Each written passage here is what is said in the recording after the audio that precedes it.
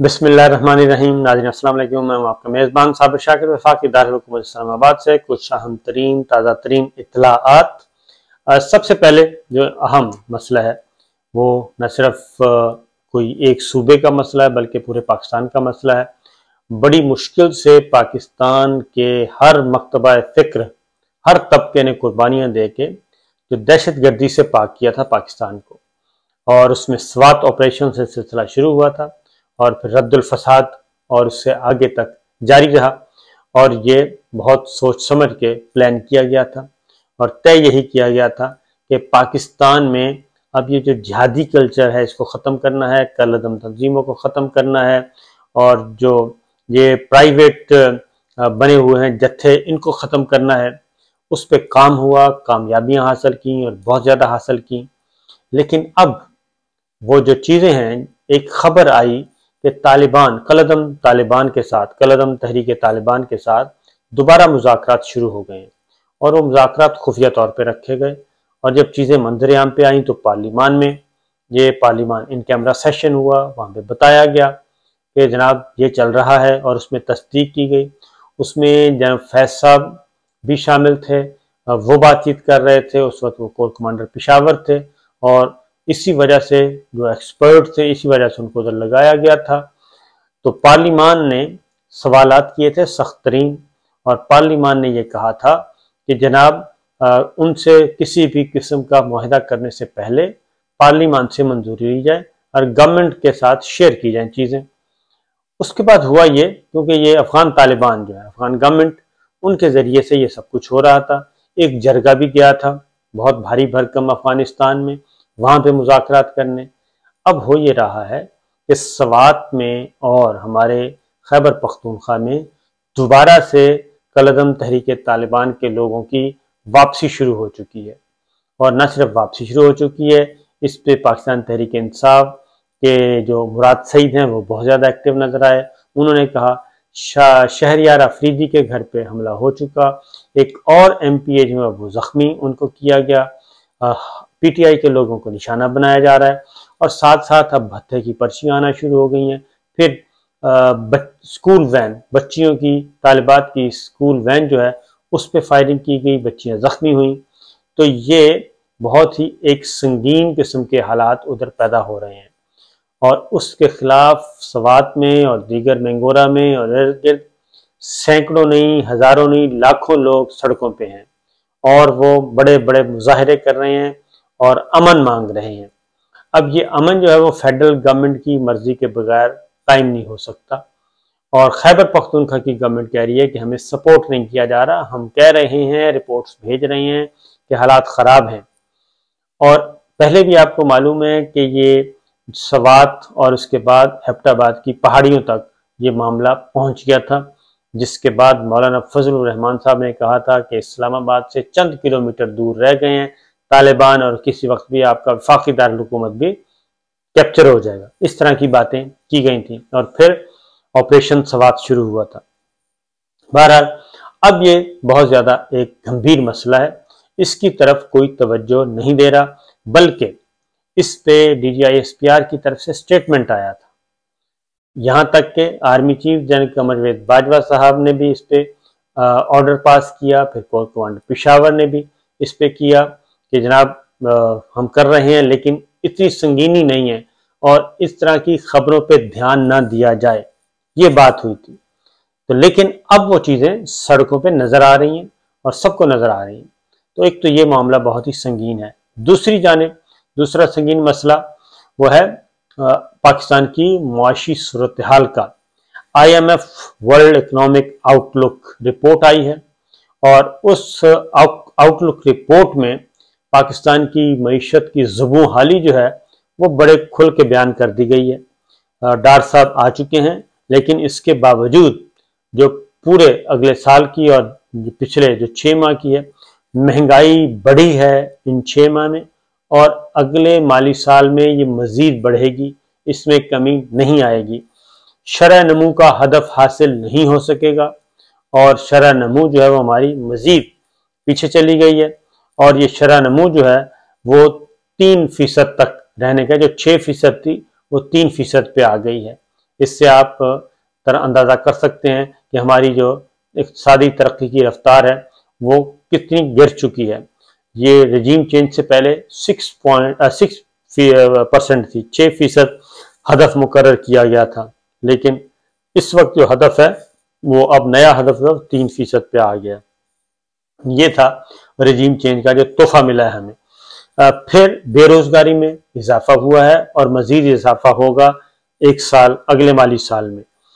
ये चीज़ें जी, महंगाई बढ़ चुकी है और मजीद बढ़ेगी, और जो बेरोजगारी में इजाफा है ये 6.4% तक जाएगा, और ये एक और अगेन एक अलमिया है और लम्हा फिक्रिया है। ये है जी वो चीज़ें। मलाला वापस आ चुकी हैं, वो कराची लैंड किया है। जैसे मलाला यूसुफजई लैंड कर रही हैं, उधर सवात में दोबारा बच्चियों पे हमले शुरू हो गए हैं। ये मैसेज दिया जा रहा है दहशतगर्दों की तरफ से, कलदम तंजीमों की तरफ से, कि जनाब हम मौजूद हैं। और इसी पे अब ये गेम चल रही है फेडरल गवर्नमेंट वर्सेस सूबाई हुकूमत और फेडरल गवर्नमेंट, इसके दरमियान। तो एक तो ये है, बजाय इसके कि इस तरफ तवज्जो दी जाए, उस तरफ तवज्जो नहीं दी जा रही, बल्कि फोर्सेस उधर लगाई जाएं खैबर पख्तूनख्वा में, इन इलाकों में जहाँ पे शरपसंद वापस आ रहे हैं। सारी तवानाइयाँ उधर लगानी चाहिए, लेकिन हमारे यहाँ सारी तवानाइयाँ किसके लिए मांगी जा रही हैं? हमारी जो वजारत दाखिला है, हमारी फेडरल गवर्नमेंट है, वो क्या कर रही है? वो सिर्फ एक काम कर रही है। बड़े बड़े इजलास बुलाए गए और उन इजलासों में फैसला किया गया, और उसमें चीफ सेक्रेटरीज भी आए हुए थे, सूबाई जो आईजीज आए हुए थे। वफाकी वजारत दाखिला में इजलास होता है, उसमें फौज मांगी जा रही है, तो रेड जोन की हिफाजत के लिए लॉन्ग मार्च ना आ जाए। अभी तक अनाउंस नहीं हुआ फौज 245 के तहत, वो कहते हैं वहाँ भेजें, रेड जोन में भेजें, डिप्लोमेटिक एनक्लेव के भेजें, वजीर आजम हाउस, टेलीविजन, सेक्रेटरीट, प्रेसिडेंसी, इनके लिए, इनकी हिफाजत के लिए जी आप भेजें। फौज मांगी जा रही है, चारों सूबों से पुलिस मांगी जा रही है, चारों सूबों से फोर्स मांगी जा रही है। किसके लिए? कि एक जमहूरी हक इस्तेमाल होना है, एक लॉन्ग मार्च है, एक धरना है, उसको रोकने के लिए तमाम तर तवानाइयाँ आईजीज को, चीफ सेक्रेटरीज को यह हुक्म दिया गया। फिर रेंजर्स बुलाई जा रही है तो धरने के लिए, लॉन्ग मार्च के खिलाफ, एफसी बुलाई जा रही है तो लॉन्ग मार्च धरने के खिलाफ। इन तरह की सूबों से ये मदद मांगी जा रही है। अगर सारी आपकी सिक्योरिटी फोर्सेस जो हैं वो इस तरफ लगा दी जाएंगी, तो फिर यकीनन खैबर पख्तूनख्वा हो या बलूचिस्तान हो या कराची हो, फिर वहाँ पे यही हालात होने हैं जो इस वक्त नज़र आ रहे हैं। जबकि ये हमें मालूम है कि APS का जो सान्या हुआ था, जिसमें हमारे सैकड़ों बच्चों को जानवरों की तरह, नौजुबिल्लाह, जानवरों की तरह ज़िबा किया गया था, और एक ऐसा काम किया गया था जो आज तक सारी दुनिया, रहती दुनिया तक नहीं भुलाया जा सकेगा। उनके साथ मुज़ाकरात शुरू किए जा रहे हैं। जब से ये खबरें आई हैं कि मुज़ाकरात हो रहे हैं, गिव एंड टेक हो रहा है, कुछ मोस्ट वांटेड लोगों को छोड़ा जा रहा है, ये सारा कुछ, उसके बदले में पाकिस्तान को, पाकिस्तान के अवाम को क्या मिल रहा है, ये है असल क्वेश्चन। उधर अमेरिका के जो सफ़ीर हैं वो मुसलसल दौरे कर रहे हैं, वो आज़ाद कश्मीर का दौरे कर रहे हैं, वो खैबर पख्तूनख्वा के कर रहे हैं, वो मुल्क के दीगर हिस्सों में जा रहे हैं। और ये भी एक वो है, यानी कि मीनिंगफुल बात है कि ये आखिर माजरा क्या है कि अमेरिकी सफ़ीर जो है वो इस हद तक क्यों मुतहर्रिक हो चुके हैं। बहरहाल जी, ये सारी की सारी सूरत हाल है, लेकिन पाकिस्तान के अवाम का कोई पुरसाने हाल नहीं है। गवर्नमेंट, जो पॉलिटिकल प्लेयर्स हैं वो आपस में लड़ मर रहे हैं, लड़ के, वो मैं कहता हूँ कि वो सारों की जो चौंचियाँ और दुम है वो ना गुम हो जाए और मज़े कोई और ले जाए, और ये सारे का सारा पका पकाया केक जो है वो कोई और खाए, और ये सारे बैठे जो हैं वो ललचाई हुई नज़रों से देखते रहें। ना तो इस वक्त पाकिस्तान किसी की प्रायोरिटी है, ना पाकिस्तान का अमन और इस्तेहकाम प्रायोरिटी है, ना पाकिस्तान की मईशत प्रायोरिटी है।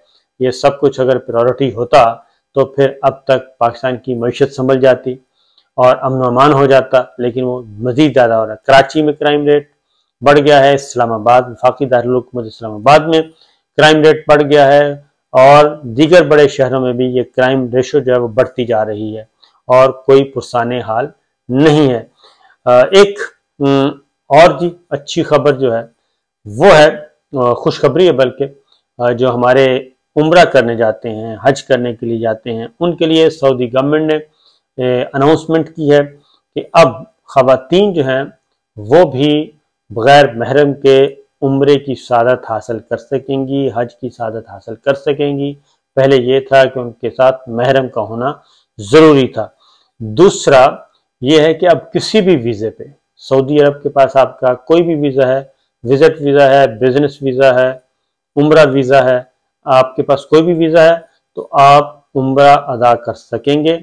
और आपके पास उम्रे का वीज़ा है तो आप सऊदी अरब में जहाँ चाहें सैर व सयाहत के लिए जा सकते हैं, ज़ियारत के लिए जा सकते हैं।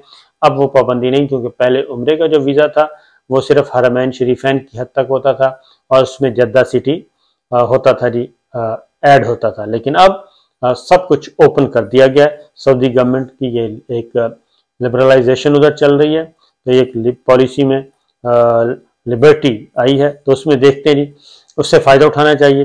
फिर एक और काम किया गया और वो ये है कि अब वहाँ पे जितने भी उम्रा और हज और ज़ियारत के लिए जाएंगे तो 50 मुख्तलिफ ज़बानों में उनकी रहनुमाई की जाएगी। यानी कि जिस भी ज़ुबान, जो भी आपकी मादरी ज़ुबान है, उसी ज़ुबान में वहाँ पे आपकी रहनुमाई के लिए जो सऊदी मुमलकत सऊदिया के मौजूद होंगे ऑफिशियल, वो आपको गाइड करेंगे। तो ये अच्छी चीज़ें चल रही हैं, अच्छी बातें चल रही हैं।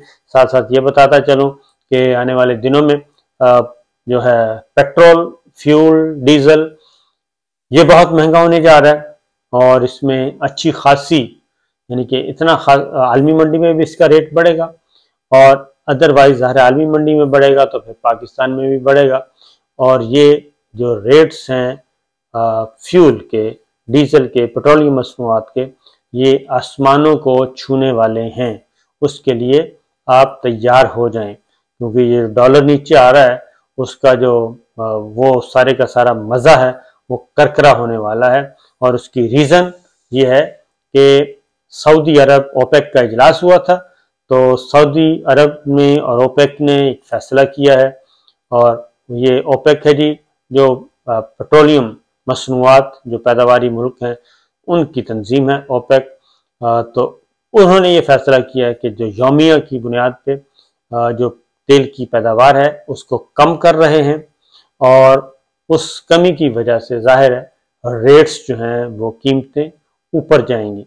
अमेरिका ने इस पे नाखुशी का इजहार किया, डिस्प्लेयर शो किया था, मना भी किया था, कोशिश भी की थी कि ये फैसला ना लिया जाए, लेकिन सऊदी अरब, रूस और दीगर, जो ईरान भी उसमें शामिल है, लेकिन ईरान उसमें नहीं है, लेकिन भारत तेल तो पैदा करता है वो, तो जितने भी ममालिक थे उन्होंने ये फैसला कर लिया है। सऊदी अरब का असर रसूख है उसमें, तो यहाँ पे आके रूस और सऊदी अरब और तेल पैदा करने वाले दीगर ममालिक के मफादात एक हो गए हैं और उन्होंने ये फैसला कर लिया है, जिसके शदीद तरीन असरात जो है वो पाकिस्तान पे भी आएंगे।